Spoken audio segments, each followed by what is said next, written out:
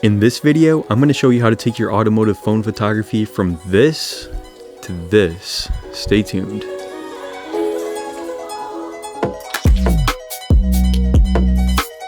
The other day, I asked you guys on Instagram which automotive photography techniques you'd like to learn, and an overwhelming amount of people said that they wanted to learn how to take better pictures on their phones. So in this video, I'm going to show you how to supercharge your phone for automotive photography. I'm going to show you how I choose some cool locations to shoot at. And then I'm going to go over some of my favorite apps for editing photos, and we'll edit a couple of the pictures towards the end of the video. So before we actually go out and shoot anything, we want to make sure that we set up our phone to shoot photos in the highest possible quality by shooting in RAW. Now these RAW files will have a ton of information and will give us a lot more flexibility when we go to edit the photos later on.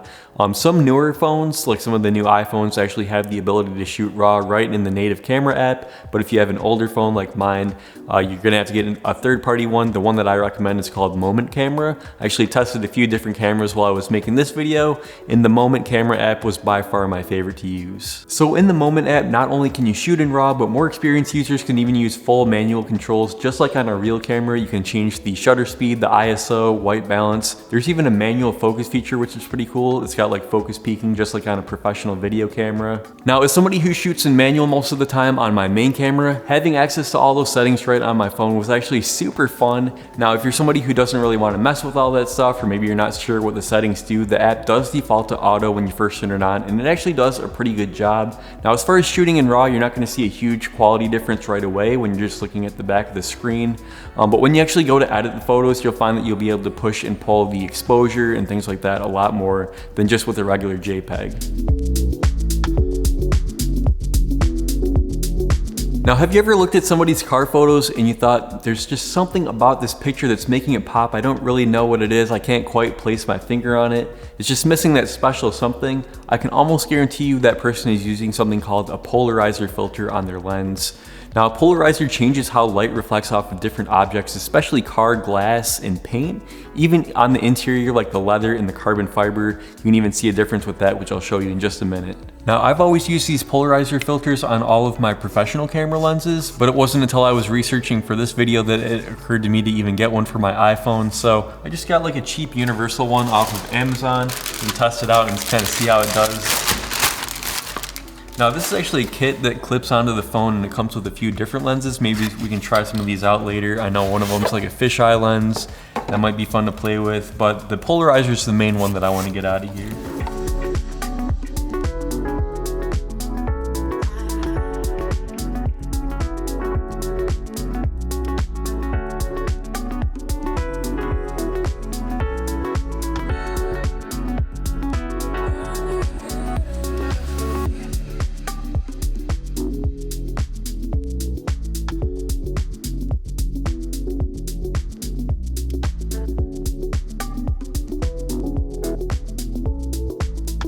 Now, one thing that I've learned with automotive photography over the years is that the location is everything. It doesn't matter whether you're using a big expensive camera or just shooting on your phone. The location can make or break a photo. A lot of times I just drive around in the evening looking for cool spots, and if I see something, I'll just pull in and grab a photo really quick. I'll like make a mental note sometimes to come back to that spot later on if there's a lot of people there or something, or if I want to shoot later in the day. But yeah, the location really makes a difference in your photos. Even the time of day, I find that I get a lot more keepers either early morning or like in the evening towards sunset. Even though it's kind of cliche sometimes, that's just my style and how I like to shoot.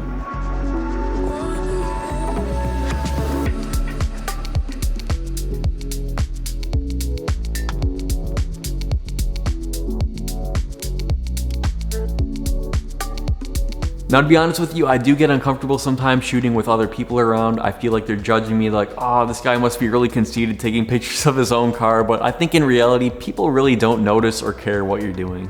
A lot of times when people are just starting out with car photography, they'll take the same photo every time, like that 3/4 shot with the car like perfectly centered in the frame. But next time you go out to a location, try mixing it up a little bit with different angles, get some variations of tight shots and some wider shots that include more of the background. If you're at a really cool or interesting location, maybe back up and get more of the background in the shot to kind of put the car in a context, in an environment. Or maybe there's like a cool landmark or something behind you. You want to show the scale of the building or the bridge or something, so you want the car to look smaller in the shot. You could try something with that. Maybe if you're at a really boring location, focus on the details of the car, like the headlights, the brakes, maybe get some interior shots. There's some places around here where you can climb up on other things and get some higher vantage points. That's always fun to try out too. Sometimes shooting your car straight on from the front or the back can give a really dramatic look. You can even experiment with rolling shots. Just get creative and try to see your car from an angle that you haven't seen before. There's a few different apps that I use for editing photos on my phone, and they all have different features depending on what you want to do with the photos. Now, my preferred app for general photo editing is an app called Lightroom. Now, Lightroom gives you access to a lot of basic editing tools like brightness, contrast, saturation, things like that. But you can even go deeper and adjust the hue and saturation of individual colors, like if you want to isolate the blues or the reds and adjust them from there. It gives you a ton of control. So if you're looking for that really professional, like ultimate control over your raw photos, Lightroom is definitely the way to go. For filters and presets, I've been trying out an app called Prime. Now within the Prime app, you've got about 100 different presets to choose from, and from what I've seen so far, they're actually pretty good, a lot better than the built-in Instagram filters. And then within each preset, you can dial back the intensity if you want. Now while I prefer Lightroom as a general editing app, this one also has some basic exposure correction tools. You can adjust the contrast and brightness right within the Prime app. An app that was recommended for me to try is an app called Facetune, and while this app is more for editing selfies, there are a couple really cool editing things in here that you could use for cars. If you go into the light effects and choose one called Prism, it gives you this cool light distortion that kind of looks like a vintage lens, like a super wide angle, like vintage lens where it's kind of blurred around the edges. I think it's a cool look for cars. You can add light leaks, you can add lens flares. You don't want to get too carried away with some of these, but they are a lot of fun to play with. And lastly, if you're into that vintage film look, I would recommend an app called Camon. I think it's called Camon, kind of like Canon. It kind of looks like the logo, but there's a couple different film filters that you can choose from. They're not quite as good as the Prime app in my opinion, but if you're into the film look, this is a good one to try out. There's about 200 different light leaks to choose from, as well as like scratch and dust filters.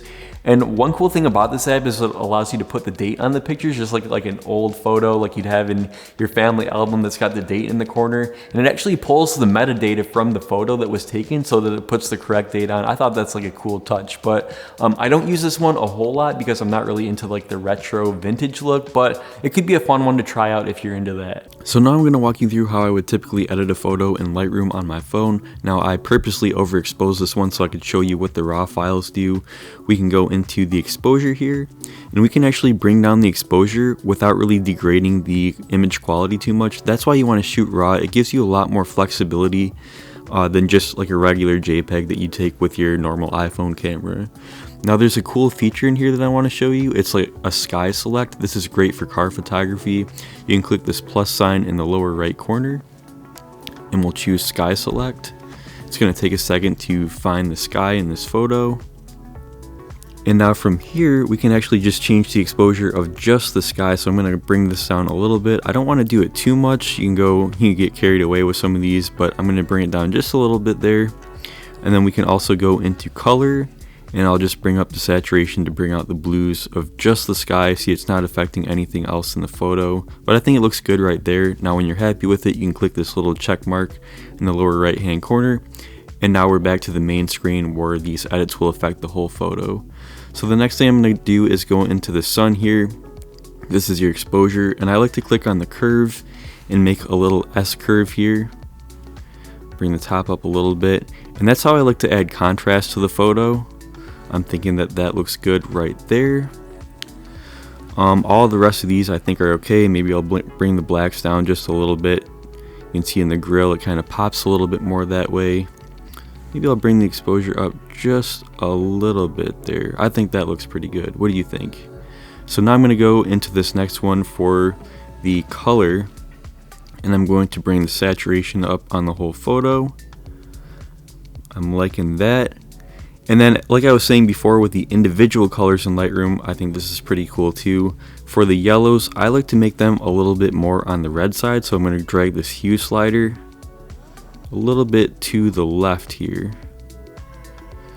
Okay, and then the next thing that I like to do, if you go into the effects, I'll add a little bit of clarity. It's really important that you don't get carried away. You see a lot of people going like all the way to the right where it's like, okay, that's a little bit overdone, you know, but you know, just play with these and adjust them to your liking. There's no really right or wrong way to go about it. It's just kind of your taste, but I think it looks pretty good right there. And I'm really liking how this photo looks. This is just a really simple edit. There's a few other things that you can do.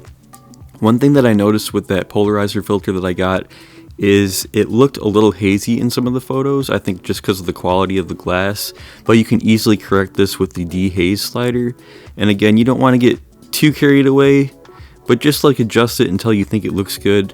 And I'm thinking right there is right where I want it. So that's how I would typically edit a photo on my phone. And then when you want to see the before and after, just hold down your finger on the screen. So that's what we started with, and that's how it looks after the edit. When you're happy with it, you can click on this little save thing and just export it right to your camera roll.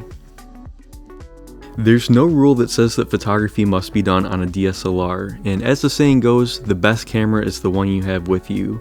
Phone cameras have gotten so good nowadays, and there's a plethora of excellent editing apps to choose from. It's easy to see why phone photography is so popular. How'd you say it's going so far? Not good. You know the stabilization's on. It's not working.